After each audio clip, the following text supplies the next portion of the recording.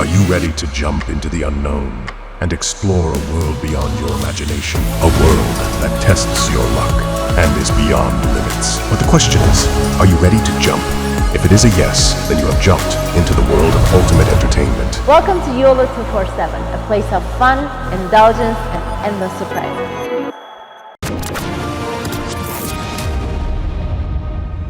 मैं ये मानता हूं कि इमरान खान को ये बात पता थी कि पाकिस्तान में जो पुरानी कहावत है ना कि जिस थाली में खाओ उसी में छेद करो, ये पाकिस्तान का एक नेशनल कैरेक्टरिस्टिक है। और पाकिस्तानी फौज बाकी दुनिया भर के सामने सरेंडर कर दे, लेकिन अपने मुल्क के लोगों के ऊपर हर समय उसकी फतेह होती है। जय हिंद दोस्तों, मैं हूं मेजर गौरव आर्य और आप देख रहे हैं आज की ताज़ा तरीन खबरें। अच्छा, द न्यूज़ करके एक पाकिस्तानी अखबार है, उसने ईमेल लिखी यूएस के स्टेट डिपार्टमेंट को और यूएस के स्टेट डिपार्टमेंट को बोला कि साहब इमरान खान को अरेस्ट कर लिया गया है, आपकी क्या प्रतिक्रिया है, आप क्या सोचते हैं इसके बारे में, क्या रिएक्शन है। उन्होंने बोला साहब ये आपका अंदर का मामला है, हम कुछ भी नहीं सोचते इसके मामले में। तो पाकिस्तानियों को ऐसा लगता है कि जो भी पाकिस्तान में होता है ना, उससे एक बार दुनिया या धरती हिलती है, क्योंकि पाकिस्तान बिल्कुल बीच में है और पूरा ब्रह्मांड उसके गोल गोल घूमता है, ऐसा पाकिस्तानियों का मानना है। तो अमेरिकन ने साफ कह दिया आपका अंदर का मामला है, हमसे क्यों रिएक्शन चाहते हैं आप, it does not matter to us. एक तो ये बात है। दूसरी चीज़ बोला कि साहब आप इसके बारे में क्या कहते हैं।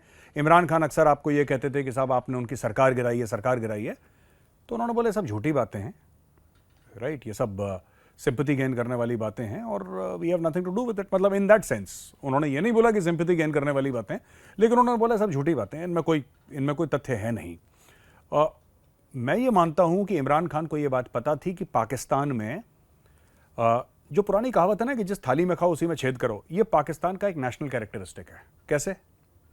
देखिए, पाकिस्तान को सबसे ज़्यादा फंड किसने दिया? अमेरिका में। अमेरिका ने दिया सबसे ज़्यादा फंड आज तक पाकिस्तान को, ठीक है। वो चाइना वाले लोन नहीं दिए, ग्रांट्स दिए, ले जाओ भूल जाओ, खा लो, डकार भी मत मारो, इस प्रकार का पैसा दिया अमेरिका ने। किलो किलो के हिसाब से भर भर के कंटेनर डॉलर भेजे। लेकिन सबसे ज़्यादा बुराइयां किसकी होती हैं, गालियां सबसे ज़्यादा किसको पड़ती हैं पाकिस्तान में? अमेरिका को। क्यों पड़ती हैं ये तो भगवान ही जाने। खैर, एक जो वफादारी होती है ना किसी से, कोई आपकी मदद करता है तो आप उसके एहसानमंद होते हैं, आप वफादार होते हैं, ये पाकिस्तानियों में है नहीं मामला। तो इमरान खान को पता था कि मेरे जितने भी फॉलोअर हैं, मेरी पूरी कौम ऐसी है कि डॉलर खा जाएगी, लेकिन फिर भी गालियां अमेरिका को देनी, उसने उस चीज़ का फ़ायदा उठाया। खैर, इमरान खान इस वक्त जेल में है और दुनिया को कोई फ़र्क नहीं पड़ता। पीटीआई के फॉलोअर्स को ऐसा लगता था कि धरती हिलेगी, आसमान बीच में से फट जाएगा, पहाड़ रास्ता दे देंगे, नदियां बहना शुरू हो जाएंगी। ऐसा कुछ भी नहीं हुआ। पाकिस्तान में भी कुछ नहीं हुआ दोस्तों, पाकिस्तान के अंदर कुछ नहीं हुआ इसका। थोड़े लोगों ने झंडे वंडे डंडों में लगा के कुछ करा, इसके अलावा कुछ नहीं हुआ। जो पहले 9 मई में जो हुआ था वो ऐसा कुछ भी नहीं हुआ। तो फिर इसमें काफ़ी परेशान वरेशान हो गए ये सब लोग पाकिस्तानी कि ये कुछ हो क्यों नहीं रहा है। लेकिन पाकिस्तानी खा पी के, देखिए बात ये है ना कि इस बार जनरल आसिम मुनीर ने कट टू कट एक बात करी है। अगर तुम लोग इस चीज़ के बीच में पड़े तो फिर देखना पाकिस्तानी फौज का कहर। और पाकिस्तानी फौज बाकी दुनिया भर के सामने सरेंडर कर दे, लेकिन अपने मुल्क के लोगों के ऊपर हर समय उसकी फतेह होती है। ये पाकिस्तानी फौज का ऐलान है। पाकिस्तानी जो क्रिकेट टीम है वो भारत आ रही है वर्ल्ड कप खेलने के लिए। मुझे लगा था थोड़ी सी गैरत होगी, थोड़ी सी इज्जत बाकी होगी। जब इंडिया मना करेगा कि जी हम पाकिस्तान नहीं जाएंगे एशिया कप के लिए, तो पाकिस्तान भी यही कहेगा कि साहब हम भी नहीं आएंगे, अगर आप हमारे यहाँ नहीं आ रहे हम आपके यहाँ नहीं आएंगे। साफ सीधी बात है। सिक्योरिटी का चेक करवाओ, ये करवाओ, हम ऐसा करेंगे, एक पैनल भेजेंगे, ये सब बेकार की बातें, बेवकूफ़ी की बातें। You should be blunt and you should be absolutely to the point. Bharat ने बोला हम नहीं आएंगे यार तुम्हारे यहाँ, कहानी खत्म हो गई। पाकिस्तान को भी ये कहना चाहिए था कि तुम एशिया कप के लिए नहीं आओगे, हम तुम्हारे यहाँ नहीं आएंगे वर्ल्ड कप के लिए। लेकिन पाकिस्तान ने बोला बहुत कुछ, जिसको उत्तर प्रदेश में कहते हैं ना दोस्तों, भौकाल बहुत ज़्यादा मचाया बात, भौकाल फुल है उसका, लेकिन काम नहीं है। और भौकाल खुद ही आपस में ही, और कोई दूसरा नहीं मान रहा इनका भौकाल, है खुद ही आपस में कर रहे हैं। आप देखिए रमीज राजा इनका चेयरमैन पीसीबी का, अगर इंडिया नहीं आएगा तो हम भी इंडिया नहीं जाएंगे, मैं भारत को चेतावनी देता हूं, मैं भारत को वार्निंग देता हूं। उसके बाद है नजम सेठी साहब। नजम सेठी ने भी वही बात करी कि हम क्यों जाएंगे भारत, आप देख लीजिएगा, हम बिल्कुल भारत नहीं जाएंगे, बिल्कुल भारत नहीं जाएंगे। पूरा माहौल बनाया पाकिस्तान में और पाकिस्तानी खुशी से झूम उठे। नजम सेठी के बाद एक और साहब आए, उन्होंने भी यही बात बोली कि हम बिल्कुल भारत नहीं जाएंगे। इनके अलग अलग नेताओं ने भी यही बात बोली कि हम भारत नहीं जाएंगे क्योंकि भारत एशिया कप के लिए नहीं जाया था। तब तक तो मुझे लगा कि हाँ उम्मीद है, लेकिन क्योंकि मैं पाकिस्तान को ना 20-25 साल से फॉलो कर रहा हूं, कहीं ना कहीं मुझे शक था कि जितने भी लाहौरी हैं ना ये चूरन बेच रहे हैं। मुझे ऐसा लग रहा था कि लाहौरी चूरन बेच रहे हैं। तो फिर मैंने पकड़ा जरा नस को इनकी कि टटोलू मैं ज़्यादा। मैंने पता लगाया, धीरे धीरे आज खबर आ गई कि तो आ रहे हैं इंडिया। तो इतनी जो बकवास करी थी, इतनी जो फालतू में माहौल बनाया था कि हमें गैरतमंद कौम है और हमारी बड़ी इज्जत है और हमारा बड़ा ये हम जज्बाती लोग हैं, और ये सब जो पाकिस्तानी अपने बारे में कहते हैं कुछ नहीं है, ये पैसा लेने के लिए आए हैं यहाँ पे इंडिया। और एक मैं और बात कह दूं पाकिस्तानियों से कि साहब जो ये पाकिस्तानी कहते हैं ना कि साहब पाकिस्तान इसलिए आ रहा है इंडिया वर्ल्ड कप खेलने के लिए क्योंकि पाकिस्तान ये नहीं चाहता कि स्पोर्ट्स और पॉलिटिक्स को मिक्स करा जाए। तो अगर स्पोर्ट्स और पॉलिटिक्स को मिक्स नहीं करना तो फिर स्पोर्ट्स और ट्रेड को क्यों मिक्स करा आपने जो 5 अगस्त 2019 के बाद जब इंडिया ने 370-35 से हटाया, सबसे पहले पाकिस्तान ने 48 घंटे के अंदर भारत के साथ सारी की सारी ट्रेड बंद कर दी। हमें कोई फायदा नहीं हो रहा था पाकिस्तानी ट्रेड का। मैं तो दोस्तों यहां तक कहूंगा कि जो भारत ने दवाइयां भेजी पाकिस्तान को, पाकिस्तान ने उसके तक पैसे नहीं दिए। तो पाकिस्तान से ट्रेड करके तो हमारा ही नुकसान था, हमें फायदा नहीं हुआ कुछ। लेकिन पाकिस्तानियों को ऐसा लगा कि साहब ये बहुत बड़ा भारत को झटका दे रहे हैं।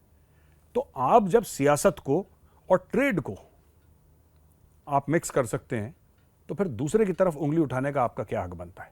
दोस्तों, एक नई खबर है पेड मीडिया के बारे में कि मीडिया को किस तरीके से पैसा देके मैनिपुलेट करा जाता है, किस तरीके से आप किसी बंदे से मीडिया का आउटलेट खुलवाइए, उसको पैसे दीजिए और किस तरीके से वही बंदा अपने खुद के देश के खिलाफ काम करेगा।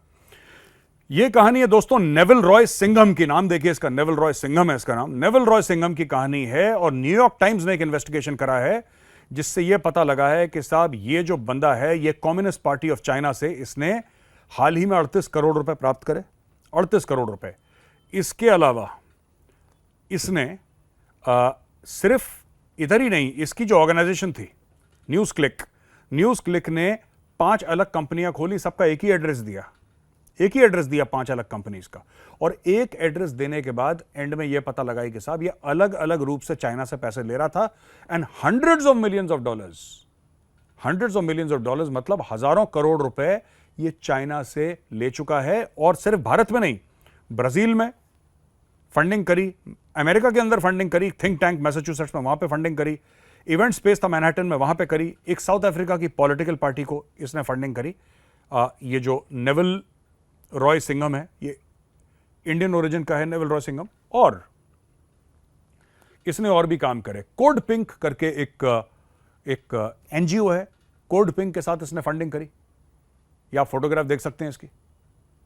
कोड पिंक की जो हेड है या वाइस हेड है कोड पिंक की, उसके साथ इसकी फोटोग्राफ्स आई हैं। तो ये जो आदमी है नेविल रॉय सिंघम ने पूरी जान लगा दी कि कम्युनिस्ट पार्टी ऑफ चाइना से पैसा ले और भारत को, ब्राजील को और कुछ देशों को ये नुकसान पहुंचाए। दोस्तों, अब ये पकड़ा गया क्योंकि एनफोर्समेंट डायरेक्टरेट इसके पीछे लगी हुई थी, अमेरिकन एजेंसीज इसके पीछे लगी हुई थी। इसको पकड़ लिया और न्यूयॉर्क टाइम्स ने एक पूरी स्टोरी करी है इसके ऊपर कि किस तरीके से ये आदमी झूठ बोलता था, किस तरीके से भारत में इसने परेशानियां फैलाई, किस तरीके से पॉलिटिकल इंस्टेबिलिटी क्रिएट करना इसने शुरू करा है। और ये काम इसने ऐसे करा है कि पैसे लो चाइना से और भारत में, ब्राजील में, साउथ अफ्रीका में गदर मचाओ। तो दोस्तों, ये थी आज की खबरें। अगर आपको खबर पसंद आई हो तो लाइक का बटन जरूर दबाइएगा। कल फिर हाजिर हूंगा मैं एक नई खबर के साथ। तब तक के लिए जय हिंद।